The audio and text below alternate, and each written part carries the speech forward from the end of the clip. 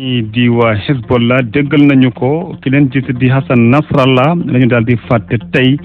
foofe ca Beyrouth Israël moom fa daal di jaar leerale ak Cheikh Tidiane Diagne di ñu xamal na la fi demee ak kan moo nekkoon Hassan Nasrallah. Hassan Nasrallah la mu daan feeñ bëriwul ngir sàmm kaaraangeem bu ñu seetee sax lu ci ëpp ci la muy feeñ ci télé la woon te ñi nga xamante ni ñoo di chaîne de télévision bi te Hezbollah moom ko fa la doon amal yenn ci ay discours am ngir jëmale ko ci nga xamante ni ñoo di waa Israël ak itam ay farandoom Hassan Nasrallah nag moo ci fàttali ci atum 1960 la daal di juddu ci benn famille chiite libanais daal di màgg ci village bii nga xamante ni ñu ngi ko tuddee Bazourier nekk ca Tyr moom ba mu amee fukki at ak juróom-benn la daal di kon bokk bëgg a xóotal xam-xamam ci wàllu lislaam ba tax na jot naa jaar ci Liban jaar ca Irak ak itam ca Iran moom di Hassan Nasrallah amoon na lu tolloo ko juróomi doomam bi nga xamante ne moo di taawam sax moom ñàkkoon na bakkanam ci atum 1997 gannaaw jàmbaarloo yu amoon seen diggante ak armée bu Israël la. moom nag di Hassan Nasrallah ci ay années 80 la daal di wutali fi nga xamante ni moo di Hezbollah foofu nag ba mu fa demee ñu ngi ko dénkoon muy daal di recruter ñi nga xamante ni daal